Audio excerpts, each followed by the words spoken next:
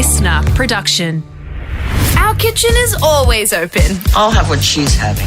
It's Matt and Alex all-day breakfast. Hello, and welcome to the 5 million people who have listened to one episode of Matt and Alex, or the one person who has listened to 5 million episodes. Either way, a bit of a cool celebration today, Matt. We got told we cranked over the 5 milli download mark for this here little humble all-day breakfast podcast. Yeah, it means a lot. Thanks so much to everyone who joins us each and every single morning, and we love hearing your feedback on our Instagram page at matt.n.alex. We'll be chatting to a few of you a little bit later on, as well, Alex Dyson, as diving into a couple of headlines that have been catching our eyes this week. Well, yes, I'm looking forward to that. I'm a little bit nervous, though, because I don't know too much about the complaint, but I'm the defendant in an upcoming lawsuit. I'm a little bit scared, but I'm not sure if anyone else has been sued before, but I'm being taken to court, and we're going to find out what's going on a little bit later on. What a way to celebrate 5 million downloads, Matt. Getting sued. Litigation. Yeah, well, look, thankfully it is just the Low Court of Australia. We'll be stepping back into the courtroom for that. We're also going to be hearing about why the people of Australia are apologising to their partners. It's back, baby. It should be a whole lot of fun. Let's get started. It's Matt and Alex, all day breakfast. This is just the start. Everyone ready? Let's get this show on the road. Let's go. Here we go. Matt and Alex all day breakfast. There's two types of people in this world, Matt O'Kine. Oh, alrighty. There are two types of people. Those who have common sense and a delicate palate and don't like wasting time and eat their peanut butter smooth, and others who enjoy their mouth hacked up as much as their bread and eat crunchy peanut butter. You know, I've been going through a whole renaissance period with peanut butter at the moment, and celery. Been getting home with Sophia after a long day's daycare, pick her up, come home. I've been having a little bit of crunchy peanut butter with a light chili oil infused into it. You're just making your own 10-second satay going on there. Seriously. That's a good point. It's pretty good. Celery satay. But is it crunchy or is it smooth? I used to be foolish like you, Alex Dyson. I used to think that smooth was the way to go, but I'm definitely a crunchy man. I bet you also take your stick of butter out of the fridge and just try and roll it right onto the bread. Just digging for oil in these things. Just absolute Squid Game massacre on the bread there. The choice of peanut butter that you choose, I'm assuming, depends on what your pet dog's preference is. All right. Well, I think we can both agree. Whether you enjoy smooth or crunchy, both make a very poor... Zuma! Come here, Zuma! Zuma? Yeah, have you not heard that? No. I'm sure every school around Australia has the folk tale, the myth. We know where your head's at most of the time. Okay, so we don't know. We need to explain these things. There's a new use for peanut butter, Alex Dyson. Can we use any of this, do you think? None of this is usable. None of this is usable. That's what you say when Elle brings home a crunchy peanut butter. You're like, none of this is good. Look, we're going to keep using it because some people prefer it a little bit crunchy. A soldier, a Navy engineer, Jonathan Twebb, was arrested last Saturday in West Virginia because he's been smuggling information, i.e. on an SD card that was wrapped in plastic and placed in a peanut butter sandwich. Uh-oh. That he's been giving it to his partner. So he's in the military. He's got there some sensitive documents and chucked it in the PB sandwich to try and get it out. Wrapped it in plastic? I wonder how they found it. Because that's a pretty good hiding spot. You know, replace that with Russia's finest on the way into a music festival. I mean, that's I don't think they'd be checking the peanut butter sandwich. Well, yeah, I mean, people usually smuggle, some of Russia's finest in the I've heard them smuggle it in the watermelon at the cricket. Yeah, true. Empty the whole bottle out let it soak into the watermelon overnight and then have the slices there. And then you've got not only do you have a delicious, refreshing and somewhat hard snack, you've also got a Viking helmet at the end of it. So, win, win, win. Jonathan's in very much a lot of trouble. He was using it. So what did he do? He put it at a dead drop location in West Virginia. What, just put a sandwich somewhere? He also used a Band-Aid wrapper and a plastic bag to hide the SD cards. This person was very good at hiding these SD cards. You hope that he told his partner, because he was doing it for his wife, Diana Twebb, a teacher in Maryland, because she was arrested on allegations as well, that she assisted him. But you'd hope that she knew what was going on before, she didn't just think, oh, he's left me a sandwich, and then she bites into it and goes, oh, crunchy peanut butter, this is disgusting. And he's like, wait, I used smooth. No! Got the SD card in there giving you a little bit of that texture. Flossing out secret dossier files for the next while to come. The peanut butter sandwich, not a bad way to smuggle things. Have you ever have you tried to pull a Swiftie on someone? I remember going to the movies years ago, and this is when, like, I'm not going to say which name of the department store, but they had a lolly section, a serve your own lolly section. But they also had the Jelly Bellies. Now, I don't know if they haven't really been front and center for a while, but they were those little jelly beans and you could mix and match the flavors. Mm-hmm. But per kilo, we were talking a serious premium there compared to your regular, bananas. Quite a heavy lolly. And fake teeth. Yeah, exactly. And because they were so small, you're getting so much flavor in one little bite. Yeah. So, I mean, the thing was you would fill up the bottom of the cup with your Jelly Bellies. Okay. Right? Really weigh it, right? Go right up to the top rim, and then you just layer, like icing on a cake, just a very light sort of one single layer of milk bottles, And then you go through, show the cashier. They'd charge you at the cheap price. They'd charge you at the milk bottle price. Just that was the original everything is onions at the self-serve checkout, really. I can't believe you didn't get caught. No one would go with a full thing of milk bottles. You're a child coming in, just like, yeah, just this, thanks. Yeah, just take the Werther's original for me, thanks, boss. Absolutely smell a rat there. A whole mega jumbo cup of just black jelly babies. Yeah, just just the black cats, thanks. Nah, that'll do me. Absolutely joking. Anyway, let us know. What have you smuggled? Matt and Alex. That's it. Goodbye. All day breakfast. The people are real. The cases are real. Petty. This is Matt and Alex's Low Court of Australia. Well, Alex How Dyson. did we get here? Why are we in the courtroom now, Matt? It's a podcast first. This is the first time in our history of Matt and Alex All Day Breakfast, especially this Low Court segment where we deal with very petty matters that you present to us. You've been served, Alex Dyson. I've been served a notice of attendance to court. I've been subpoenaed. I need to appear because this segment usually, and it's usually couples, particularly in lockdown. Some couples have been having some pretty petty arguments at home. But we do have a plaintiff here who's taking issue with myself. And can you believe it? I thought it was one of my best friends, someone who I helped get a job. But Chris from Warrnambool's joining us right now. Hello, Chris. G'day, how you going? Oh, I'm awful, Chris. I don't want to be here in the courtroom in my best suit, trying to defend myself. He had to plait his rat's tail extra nice today just to get ready. He's wearing his dad's suit. Anyways, look, you tell us, how are you familiar with the defendant, Chris?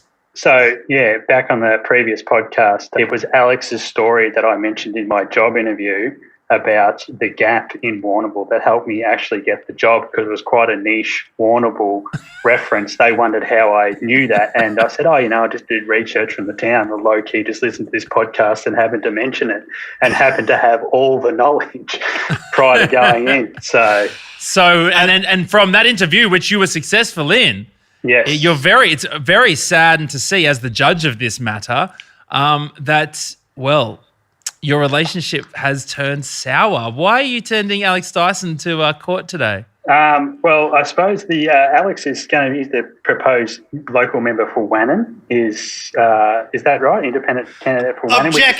Objection! It's the member for Wannon. Thank you very much, Chris. The member for Wannon. Well, it's interesting you say that because there is an issue, because I think you got into Matt O'Kine for mispronouncing the word. Was it Erie?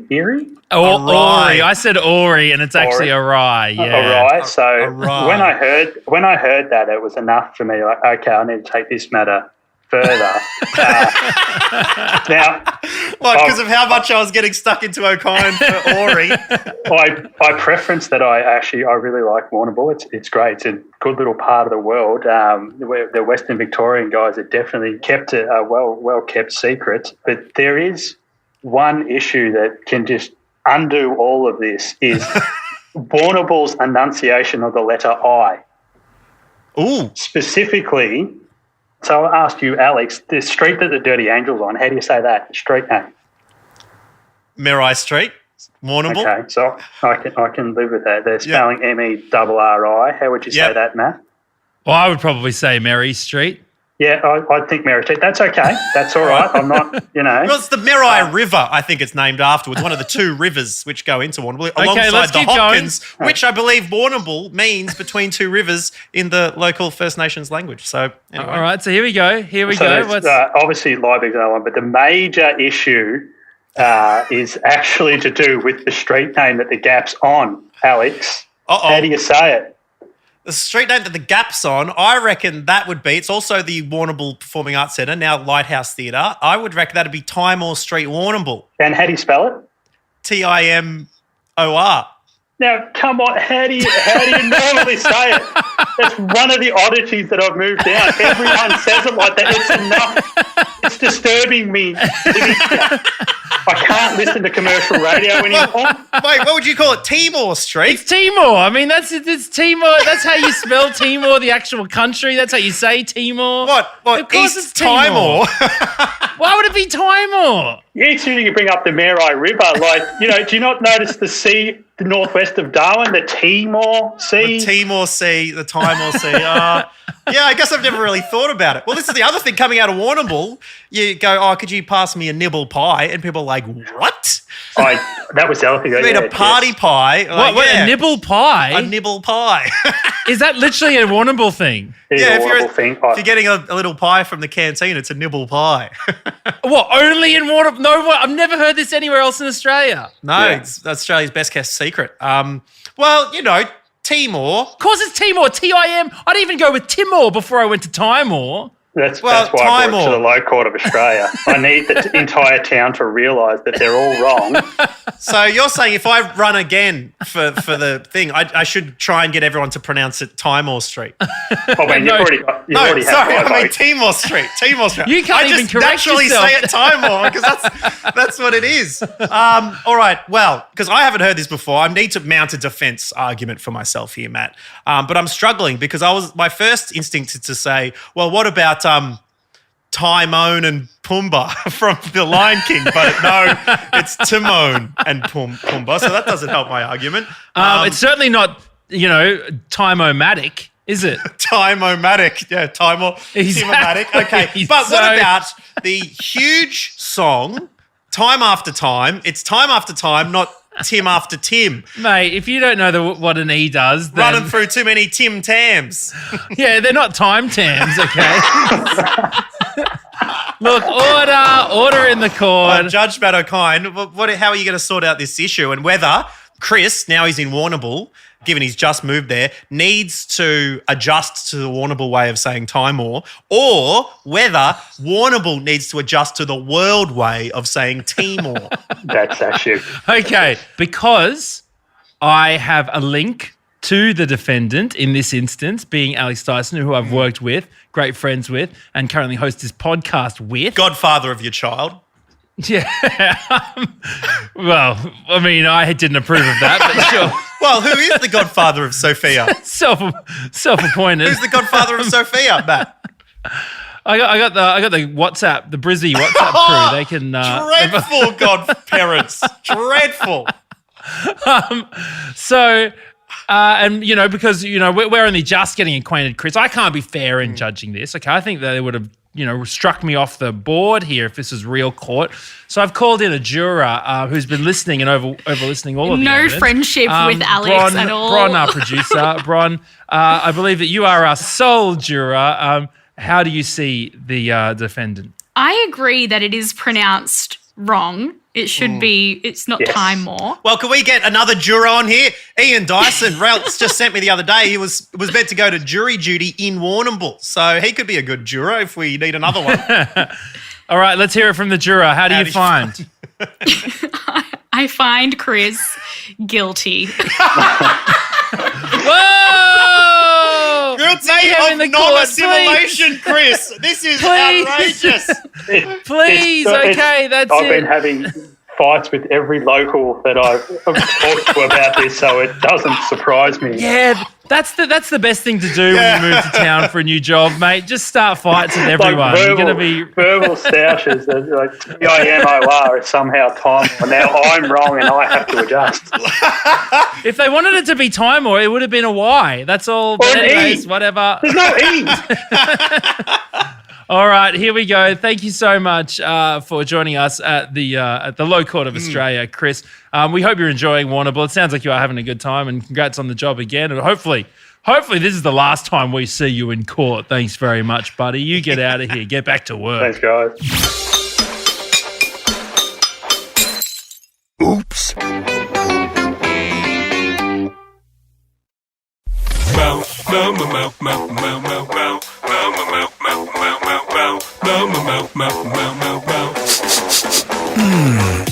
Well, Matt, it has been a little while, but we thought it was pertinent to bring back a tradition here at All Day Breakfast, and that is the National Partner Apology Hotline. Because, you stop doing it for a few weeks, and these apologies, they just start mounting up and up. And so I think it is only fair that we get a few things off our chest, alongside us, the rest of Australia as well, because communication is key, isn't it? And being able to put your hand up, said, I've been wrong, it's something that is very appreciated in a relationship. And I think by doing this, once again, Australia can heal.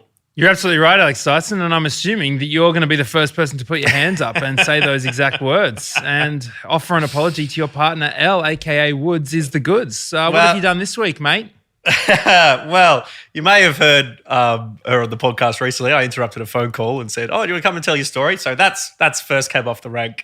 But it was later that night. I had two doozies in one day, where we are at the point in the shopping week, where you're sort of starting to get a bit lower in the fridge when it comes to items. Now, Woods is someone who's like, let's go and get something else. And I'm like, no. We can work with this, all right? We can work with what's here, And I get a couple of the main ingredients and, type them into Google, get up some recipes. And I thought, well, maybe it's a bit of Ready Steady Cook about you, hey? Bit of the very Ready Everett. Very Pete's from me this week. And so I found myself Googling the onion and mushroom soup. I found one, 4 stars. It was rated. And once I read what was akin to the Frodo of getting rid of the one ring of this particular chef's life, I got down to the ingredients and method. And perfect. A bit of thyme, a couple of bay leaves, all right? Olive oil, salt. We're ready to go here. And so I'm licking my lips just thinking about it. we had quite a few mushrooms for some reason. A lot of the brown onions, in they go. But unfortunately, I wasn't one to realise that the onion and mushroom soup, basically as soon as I'd finished it, I was like, that really hits the stomach. Oh, no. So I got that immediately. And wake up the next day and it was... Poor Elle's like, I was about to go to sleep. And she's like, no, into the bathroom at 1 a.m. She was up until up until about 1:30. Just dealing with Daiso's 5-star restaurant there. That was, I needed a bit more roughage in that one to try and help us out. So from now on, I'm going to the shops and just trying to get some reinforcements when it comes to the end of the fridge week. So I'll put my hand up there. Apologies to Woods. Digestive system for hitting it hard. It's all the rage at the moment, these cleansers. Oh, goodness me. Well, look, we did put the call out to you on our Instagram page at matt.n.alex. What have you got to apologise to your partner for this week? Or maybe it's not your partner. Maybe it's your housemate, parent, work colleague, whatever it is. We asked you for your apologies around the nation. And here's what you had to say. Hey guys, Bill here. I'd like to apologise to my wife who was on the show last week. I've been on the show a couple of times and I sort of unintentionally rubbed it in her face a little bit. And when she was on the show, I didn't recognise that it was her, so she didn't get the recognition from me that she deserved. I recognised the name, Elise, and recognised that she was an hour west of Brisbane, and I thought, oh, that could be Elise, but it's not because it's not her voice. So I'd like to apologise for not recognising her voice. Sorry, Elise. Hey guys, it's Steve from Melbourne here. I just want to apologise to my partner Bron for, making her watch Jeopardy every night. It's a show I'm very fond of, and it tends to come on around dinner time when we're sitting down watching TV, and I don't think she maybe enjoys it as much as I do, but it's a non-negotiable from me, so it's always on telly. I just want to apologise for that. What is a breakup? Guys, this is Angus from Launceston. I'd just like to formally apologise to my partner Nadine for an incident that occurred a few weeks back. I returned from a big night out and proceeded to complete a victory lap of chundas throughout the house, claiming the kitchen and bathroom sinks, the downstairs toilet, the living room floor, and the spare bed all as my victims. I then proceeded to pass out on the couch before cleaning any of it up and awoke in the morning to my partner scrubbing the floor. So I'd just like to say sorry. Sorry I'm such a gross human, and thanks for loving me. Angus, you have got some payback to do, my friend. You have got some serious apologies to be said. Oh, for Angus, it's not a dog house, it's a dog home. That's what it is. And hey, hearing that, I think I recognised a couple of names in that. Steve and Bron. Hang on a second. Producer Bron, what's going on here? Bit of trouble in paradise down here.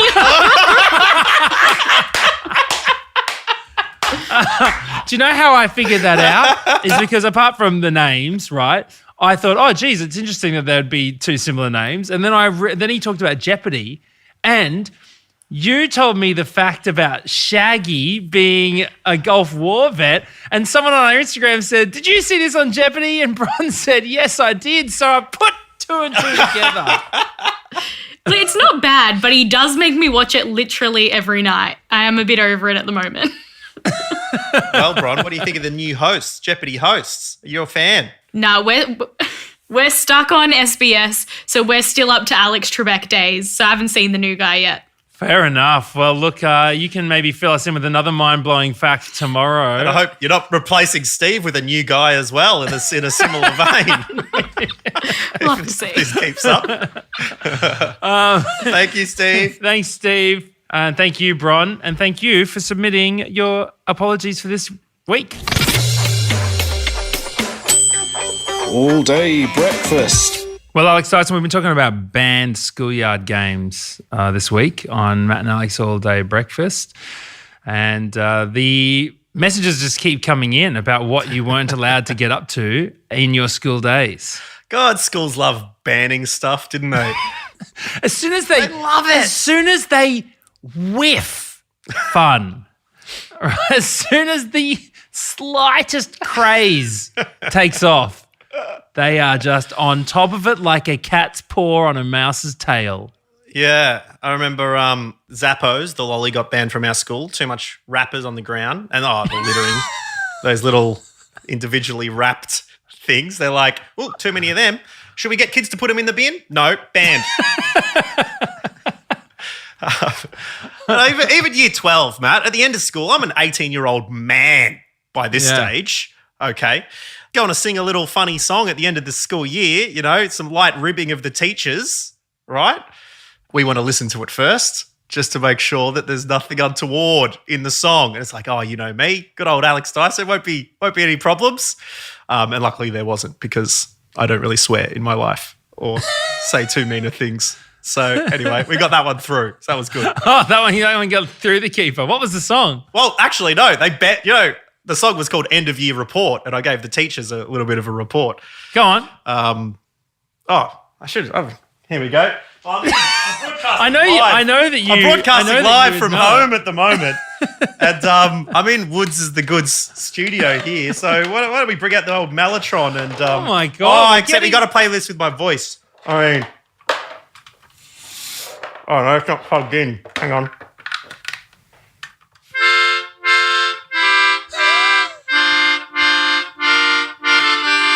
So that's the chords, but it was like, okay. Mr. ATAC, you were good, but alas, instead of referring to a class, you'd refer to a class, because he had a funny accent, British. Mr. Kid, your jokes were good and your humor far-reaching. Well, we say it's good, but that's when compared to your teaching. Some people would say that Mrs. Owens is much better. That is, of course, until they've actually met her. Mr. Franzoni, you teach with skill and flair, but unfortunately, you have got more students than hair. Anyway, I just absolutely flamed them because there's something they did ban. And that was... I hope they didn't ban fire extinguishers, because they would have needed them after that absolute roasting. Something they did ban was we were coming up with a T-shirt, the slogan you have at the end of the year. And I came up with "At least we tried," which I thought was quite a funny, self-depreciating one. But they banned it because it was too self-depreciating, and they wanted everyone to, have felt that they've done a good job. And we graduated in 2006. And so instead of going year 12, at least we tried, which I thought would have been funny walking around with that on your shirt at the end of year 12. Anyway, they changed it to year 12, Audible College. We put in 200% every time. And the 200% was made to, the percentage thing was made to look like a 6. So it was like 2006, but we put in 200% every time. The last line of the song, End of Year Report by Alex Dyson, it finishes with, so to everyone here, thanks a bunch, and I'll stop wasting your time and let you get out to lunch. Whether that lunch be a sandwiches or a salad dressed with lime, doesn't really matter to us because we score 200% every time. What a good as t-shirt logo.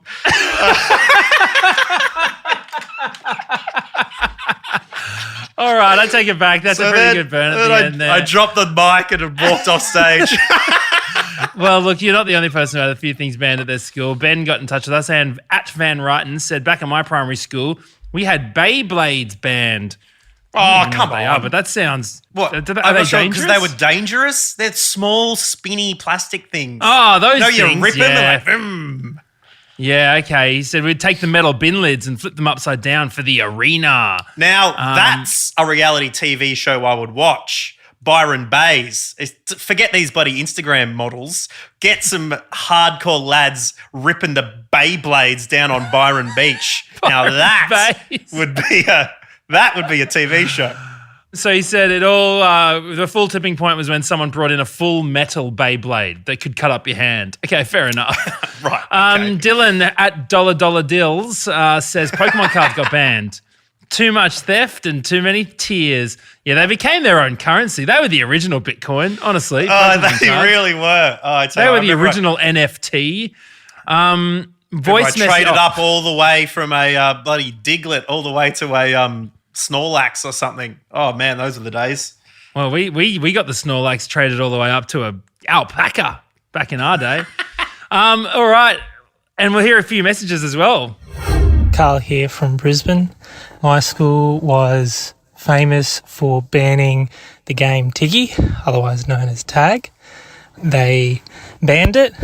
The very next day, we were on A Current Affair, and the day after, they corrected themselves and said that Brandy was in fact the game that was banned. Tell you what, no school. Schools are as brave as you want until bloody Tracy Grimshaw steps up.